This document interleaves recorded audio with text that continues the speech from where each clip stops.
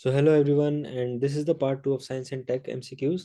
Part 1 already आ चुका है तो आप उसको सॉल्व कर सकते हैं।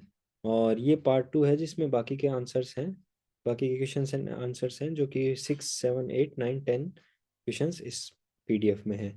सो let us begin the MCQs. So the first MCQ, the question number 6 is related to corals. तो अगर आपने एनवायरनमेंट पढ़ा होगा तो आपको पता होगा कोरल्स क्या हैं, और उनसे रिलेटेड करंट अफेयर्स में रिसेंटली ये न्यूज़ थी। Zooxanthellae corals are a kind of corals that possess zooxanthellae. They do not get their nutrition from the light. Four new species of zooxanthellae corals have been discovered for the first time in Indian waters near the Andaman and Nicobar Islands. तो ये तीन statements आपके सामने हैं और ये आपके चार ऑप्शंस हैं। आपको इसमें से ऑप्शन सेलेक्ट करना है, आपको स्क्रीन पॉज करके एनालिसिस करना है, और अब मैं आंसर की तरफ बढ़ रहा हूँ। So the answer for this question is C. So why C, let us analyse now. So C इसका आंसर है, इसका मतलब statement 2 and 3 are correct because the correct answer is being asked. और जब भी आप एमसीक्यू सॉल्व कर रहे हैं तो आपको ये चीज नोट डाउन करनी है। जब भी आप क्वेश्चन पढ़ें यहाँ पे एक सर्कल मार्क कर लें कि क्या करेक्ट पूछा है या फिर इनकरेक्ट पूछा है। तो azooxanthellae corals are a kind of coral that possess zooxanthellae, ये स्टेटमेंट ऑलरेडी आपको दिखने में गलत लग रहा होगा बिकॉज एजूजेंथली कोरल्स के बारे में बात की है और पूछा गया कि दे पॉजेस जूजेंथली, नहीं, they do not possess zooxanthellae, they are devoid of zooxanthellae, उसमें जूजेंथली नहीं होता है उन कोरल्स में, राइट। इसीलिए उनको क्या बोलते हैं, एजूजेंथलीज। ठीक है, जैसे बायोटिक का ए बायोटिक अपोजिट होता है, उसी तरह जूजेंथली का azooxanthellae corals are a kind of coral that does not possess zooxanthellae. So पहली चीज तो ये हो गई, और बाकी दोनों स्टेटमेंट्स आपके करेक्ट हैं। और थोड़ा सा स्टेटमेंट के बाद में कुछ एक्सप्लेनेशन भी दिया हुआ है, तो वो ये एक्सप्लेनेशन ये है, zooxanthellae are microscopic algae. Zooxanthellae actually होता क्या है, वो एक एल्गे होता है एक प्रकार का, जो कि जब कोरल पॉलिप्स होते हैं, उन पॉलिप्स को यही जूजेंथली क्या करता है, फीड करता है। बिकॉज ये जूजेंथली कैपेबल होते हैं क्या करने के लिए, फोटोसिंथेसिस करते हैं, और फोटोसिंथेसिस करके ये लोग पॉलिप्स को एक फूड प्रोवाइड करते हैं, और यही जूजेंथली ही कलर भी प्रोवाइड करते हैं कोरल्स को।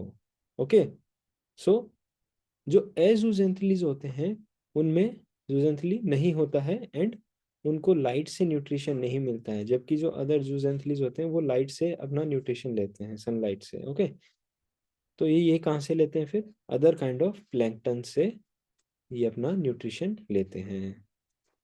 सो coming to the next question. So ये एमसीक्यूज बहुत इंपॉर्टेंट है बिकॉज एनवायरनमेंट एक मेजर आपका पार्ट होता है प्रीलिम्स के अंदर। Environment, economy and polity form around 40 to 50% of the paper of prelims, बहुत हाई परसेंटेज होता है।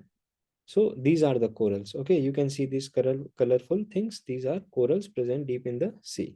ओके, एनवायरनमेंट का जब हम सिलेबस करेंगे तो उसमें ये भी मेंशन करेंगे कि कोरल्स के लिए क्या क्या कंडीशंस होती है, वो डायरेक्टली एग्जाम में पूछी जा सकती है कि कोरल्स को फ्लरिश करने के लिए क्या क्या ऑप्टिमम टेम्परेचर होता है, क्या उसकी कंडीशंस होती है, तो वो भी हम लोग डिस्कस करेंगे।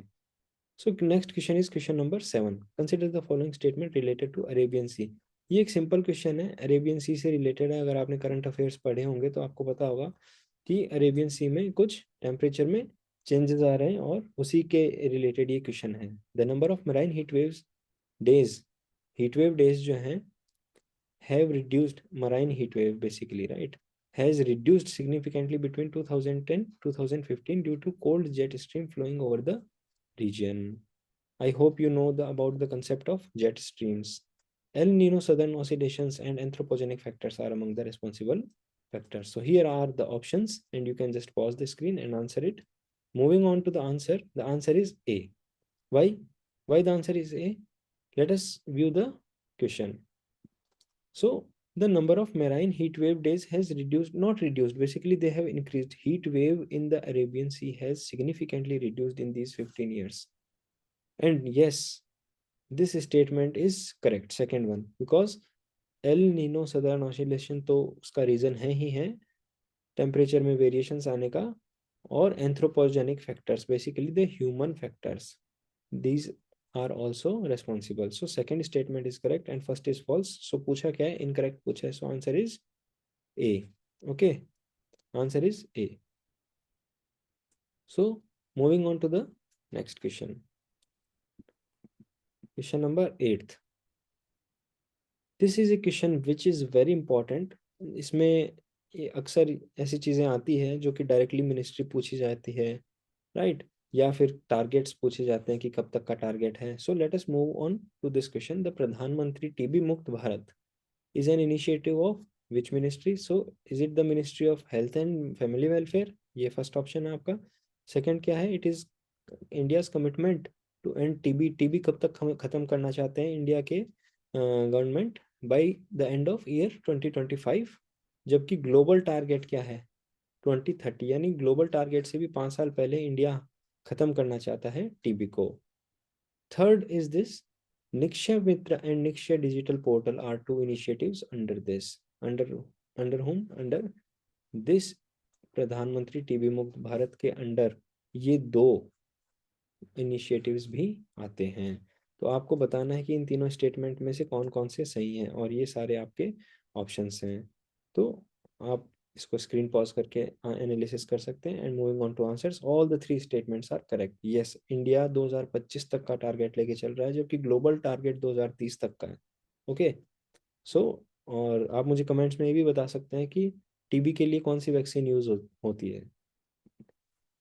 Now moving on to the ninth question. Consider the following statements related to Chandrayaan-3 mission. So Chandrayaan-3 mission के बारे में आपको स्टेटमेंट्स को कंसिडर करना है. It is a follow up mission of Chandrayaan 2 of July 2019 विच, आपको याद होगा चंद्रयान 2 जो जुलाई 2019 में लॉन्च हुआ था, उसी का फॉलो अप मिशन है. Aimed to land a rover on lunar north pole. ये फर्स्ट स्टेटमेंट है. Second is Chandrayaan-2 was sent using the country's most powerful geosynchronous launch vehicle, the GSLV Mach 3. So which of the following statements are correct? और जैसे ही आपने statement देखा, सबसे पहला काम यही होना चाहिए कि इसको आपने राउंड किया and just identify the keyword की यस करेक्ट स्टेटमेंट्स पूछे या इनकरेक्ट स्टेटमेंट पूछे. तो अब you can answer this and moving on to the answers.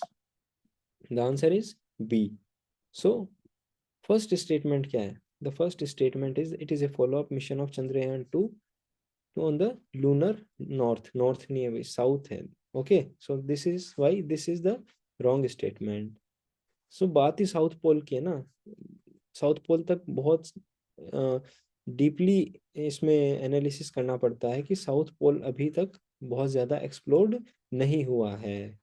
जो मून का, जिसे हम साउथ पोल कहते हैं, लूनर साउथ पोल जिसे हम कहते हैं, उसमें अभी तक बहुत ज़्यादा एनालिसिस नहीं हुआ है because it is very tough to reach. Okay, India का भी जो Chandrayaan-2 मिशन था, वो जब उसकी लैंडिंग हो रही थी तो वो सक्सेसफुल लैंडिंग नहीं हो पाई थी. अगर हो जाती तो it had been successful and हम और उसके बारे में, उस सरफेस के बारे में जान पाते.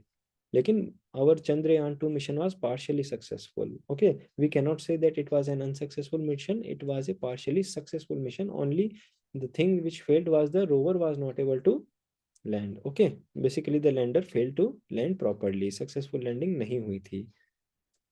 ये एक केस है जो कि साउथ पोल से रिलेटेड है. बहुत ही इंपॉर्टेंट बात है ये. साउथ और नॉर्थ में हो सकता है एग्जाम में जो क्वेश्चन है उसमें यही चीज़ जो है चेंज करके पूछ ली जाए. तो ये आपको हमेशा ध्यान रखना है कि साउथ पोल की ही बातें हो रही है.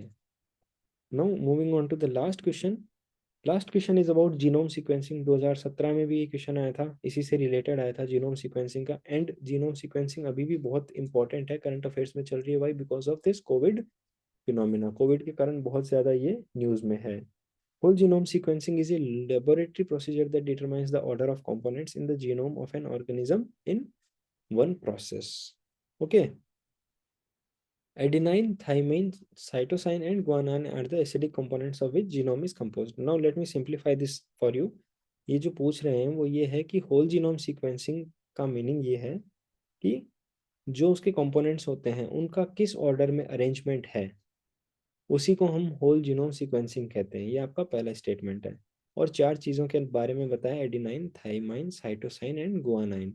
ये उसके 4 एसिडिक कंपोनेंट्स हैं जो कि जीनोम को बनाते हैं. तो अब इसमें आपको आइडेंटिफाई करना है आपके जो ऑप्शंस हैं वो देख के.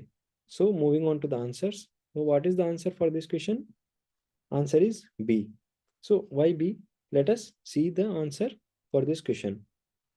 B means two only and पूछा क्या है, इनकरेक्ट पूछा है. तो first thing mark this, incorrect पूछा है. तो इनकरेक्ट क्यों पूछा है?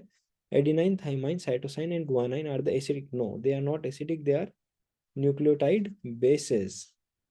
ये बेसेस हैं चार, जो कि इसके पार्टिकुलर कंपोनेंट्स हैं जो जीनोम को बनाते हैं. जो हमारा जीन होता है वो जिस ऑर्डर में इस तरह अरेंज्ड होता है, जो पूरा सीक्वेंस है, उसको हम क्या कहते हैं? Genome sequencing. इसके लिए एक फोटो भी अटैच की गई है साथ में, you can go through this photo. So ये जो अरेंजमेंट है, अगर इस तरह का है तो वो एडिनाइन है, इस तरह का है तो थाइमाइन है, इस तरह का है तो साइटोसाइन है, इस तरह का है तो गुआनाइन है. और ये पूरे सीक्वेंस को जब हम एनालिसिस करते हैं उसको बोलते हैं होल जीनोम सीक्वेंसिंग. हमारे जीन्स जिस तरह से अरेंज्ड होते हैं, उस पूरे अरेंजमेंट को जीनोम बोलते हैं. तो आपको इतना याद रखना है कि ये जो चार चीजें हैं ये क्या है? न्यूक्लियोटाइड बेसेस हैं.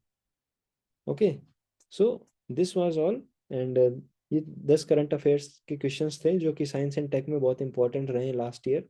सो आप इनको दोबारा भी एक बार रिवाइज कर लीजिए. एंड ऑब्वियसली अगर आपको कुछ भी कोर्स की इंक्वायरी करनी है तो इस नंबर पे आप बात करके पता कर सकते हैं. 8009321506, राइट. सो ये आपका कॉन्टैक्ट नंबर, आपके लिए हम हेल्पलाइन हमेशा अवेलेबल रहेगी. Thank you.